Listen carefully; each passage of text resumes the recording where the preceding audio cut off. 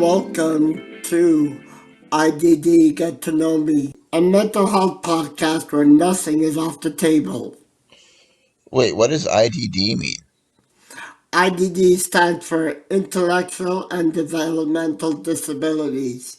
You will hear from us, people with IDD, and experts on topics that are important to us and our mental health. I'm your host, Victor. And I'm Daniel.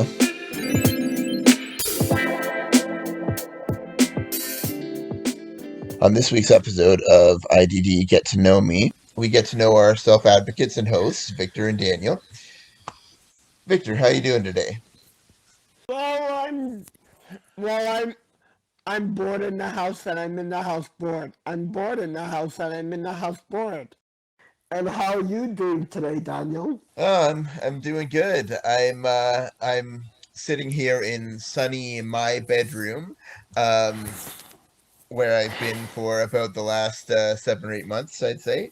Just really looking forward to getting into this and making something fun and creative that can hopefully help people.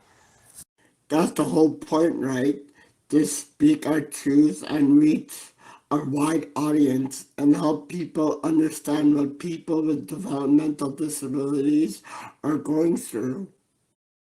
Yeah, I think so because mental health is such an important topic. It's doesn't get talked about nearly enough, especially for people like us.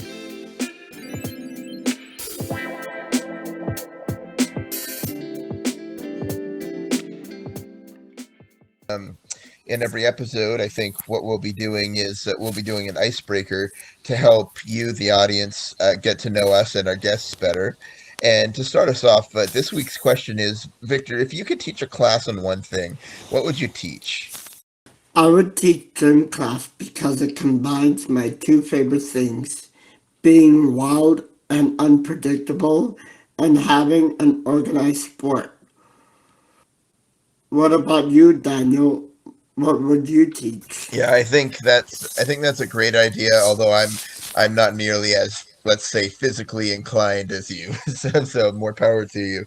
For me, I think it would be creative writing because I've always really loved to write. I went to school for communication, and I also went to school for children's media. So I really have just always loved writing. I just published a book, things like that, and I think it's a great way to get our messages out. And I think that that writing is just a great way to change people's minds on important things. Fun fact, when Daniel and I first met, it was on a talent show called One Brave Night. He read a he read a book that he wrote. Daniel, tell us about your book. Yeah, thanks so much. Yeah, it's called "Do You Want to Play? Making Friends with an Autistic Kid," and it's a picture book that I wrote to help autistic and non-autistic kids to form relationships because that's something that I think is really important. Um, it's about a young girl who meets this really cool kid on the playground who likes to line up his cars, and she likes cars too, but she likes to play with them in different ways, and she tries to get him to play with her. But he doesn't play in the way that she usually likes to play. So it's about her trying to find a way that they can actually connect, and trying to understand how he might be interested in playing with her. That was a shameless plug. Shameless plug, I, but I like that. but but yeah, I just love writing, so I would pick creative writing as a course. It's really amazing how people with special needs are like different but the same. We all need an outlet just to like get our emotions out. For me, it's like it's a physical thing. I need to like be moving around and like having like a dance party to feel more normal. For you, it's all about creative writing and letting your feelings out through books. Other Hmm. people might have other things they would like to do.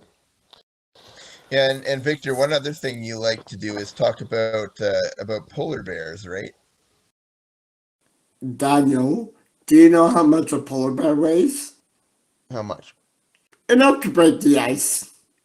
Now that we've broken the ice, let's get on with our podcast, shall we?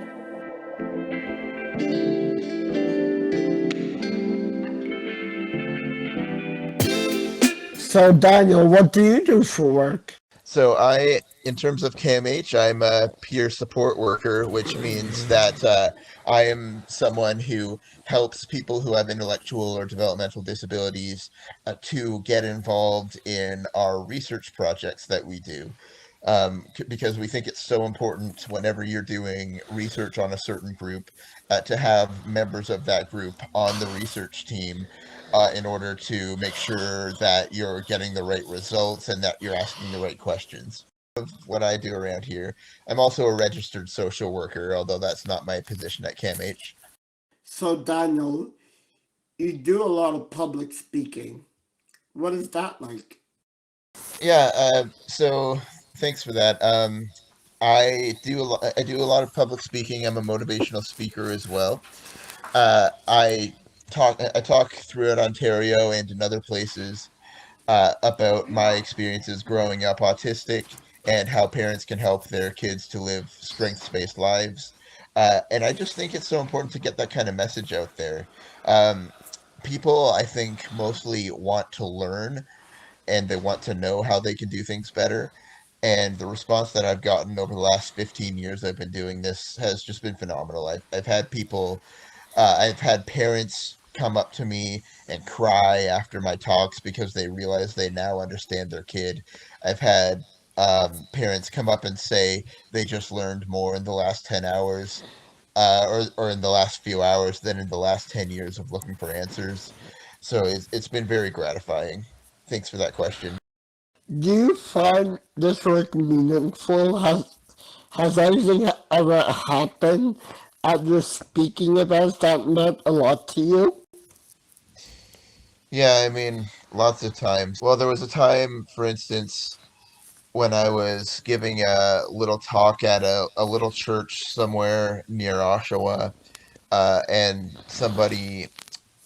a man probably in his mid 40s, who was very stereotypically autistic, I'd say, and he had a toy train with him that he was looking at the entire time, and he wasn't looking toward me, and he was there with his mother, who was probably in his 70s, and they came up to me at the end. I thought he wasn't paying attention or anything like that.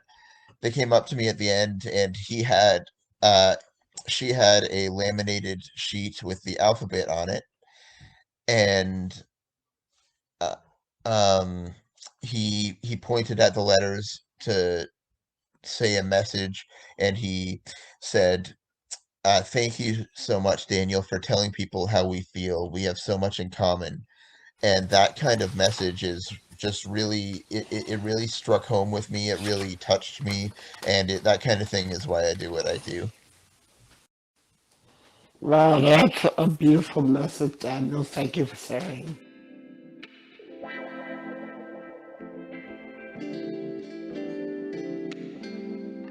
What do you do for work at CAMH?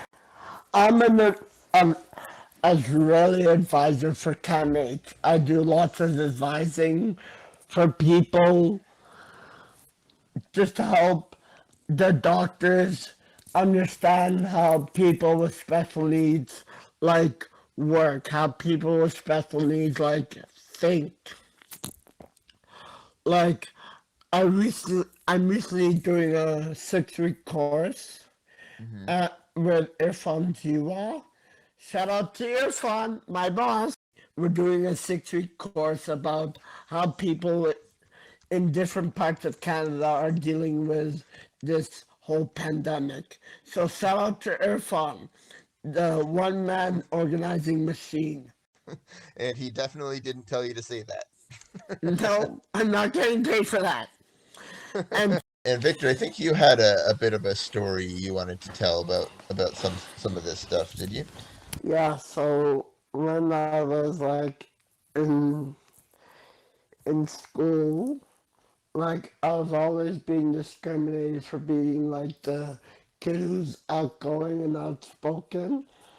But Hmm. during my talks, I talked about how I was outspoken and outgoing and how I was discriminated against. Hmm. And during my talk, I was the same kid, outspoken and outgoing. Instead of like people scolding me, I was celebrated. And that was just a new feeling. So if people like celebrate people with special needs, Hmm. like we can go far. And Victor, what talk was this? It was at UFT, like University of Toronto, and I was telling my story about how I was discriminated at school, how people were like punishing me instead of celebrating me, Okay. And and who was it you were speaking to? I'm fourth year medical students, Okay, and so they're like saying, "Wow, Victor, that was really amazing. You really are like one amazing person." well, I would have to agree. So Victor, how did you become a self-advocate with Azrieli Center? So it was through Brianne Redcrest, a postdoc fellow at CAMH. Although she's not a fellow, she's like a woman. So I don't know how that works. Hmm. So she found me out and she asked Yona, hey, this kid, this person is like amazing for our team. We should get him a job and like see if he wants to like see if he wants to like get into this field about helping people with special needs. And the rest Okay. is history. Okay, that's great, and that's That's Dr. Yona Lunsky, the director of the Azrieli Center. So Yes, the big chief.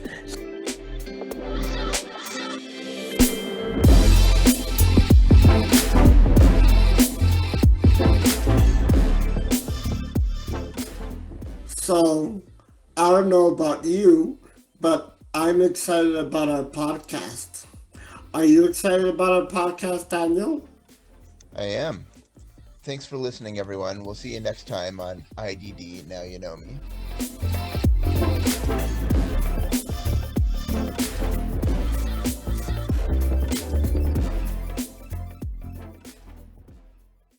This podcast is brought to you by the Azrieli Adult Neurodevelopmental Center at the Center for Addiction and Mental Health in Toronto, Canada. We would like to thank our producers, Katie Cardiff and Irfan Jiwa, for helping to keep us organized and for all the behind the scenes work that they do.